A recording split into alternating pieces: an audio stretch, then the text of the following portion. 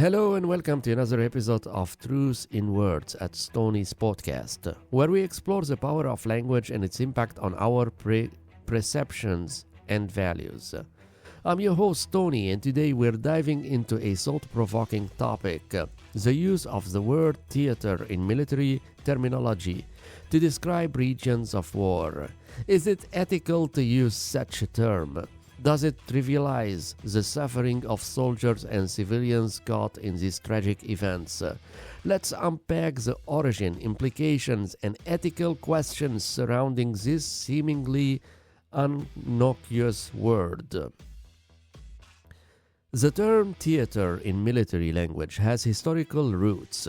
It comes from the Greek word theatron, meaning a place for viewing. It was adopted by military strategists to describe areas of operation where battles are planned and executed. For generals, the theater of war symbolized a stage where their strategies played out. But what does this term imply? Think about it. A theater is a place for performances, a venue for spectatorship.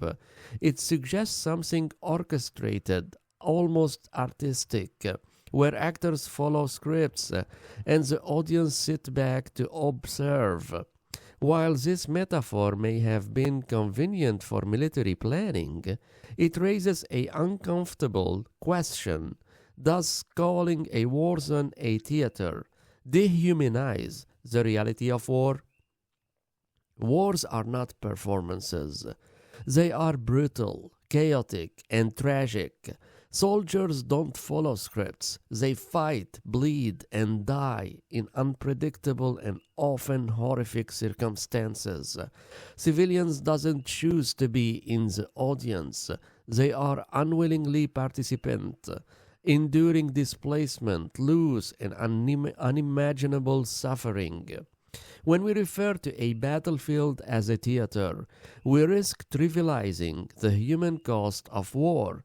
Imagine the families of fallen soldiers hearing that their loved one died on a theater stage. Imagine civilians who lost everything hearing their suffering described with a term that evoke drama, not devastation. It's a subtle but profound disrespect to those whose lived lives are forever scared. Language shapes perception. By using sanitized or poetic terms like theater, military and political leaders can make war seem less horrific.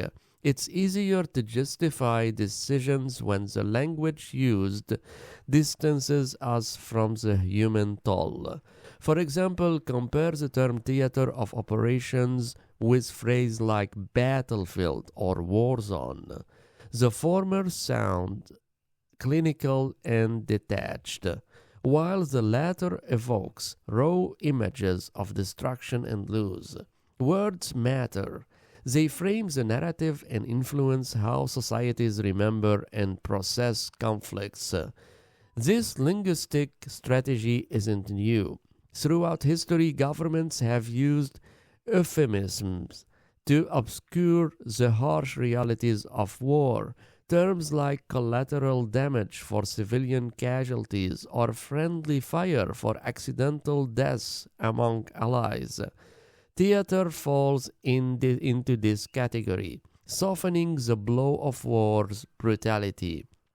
So is it ethical to use the term theater? The answer lies in intent and impact. While the term may have started as a neutral descriptor, its continued use in modern times feels out of touch with the realities of war. It reflects an outdated perspective that reduces human suffering to strategic maneuvers. By questioning these languages, we honor the memory of those who have fallen, soldiers and civilians alike. We acknowledge their humanity and refuse to let their sacrifices be framed in a sterile or theatrical terms. War is not a performance, and its victims are not actors on a stage. If we agree that theater is an inappropriate term, what should we use instead? Language should reflect the gravity of war and respect those affected. Here are some alternatives. War zone, a direct and honest term that emphasizes the reality of conflict. Battle region, a descriptive phrase that avoids euphemism. Conflict area, neutral but clear. Zone of hostilities, emphasizes the danger and seriousness of the situation. Adopting more accurate language won't stop war, but it can change how we discuss and remember them. It's a small but meaningful step toward respecting the life impacted by conflict. Words are powerful. They shape how we think, feel, and act. By questioning terms like theater of war, we challenge ourselves to confront the realities of conflict with honesty and empathy. Let's strive for language that honors the fallen, respects the suffering, and reminds us of the true cost of war. Thank you for listening to Truth in Words at Tony's podcast. I'm Tony, and I hope today's discussion inspires you to think critically about the words we use and the values they reflect. If you have thoughts, questions, or ideas for future episodes, reach out. I'd love to hear from you.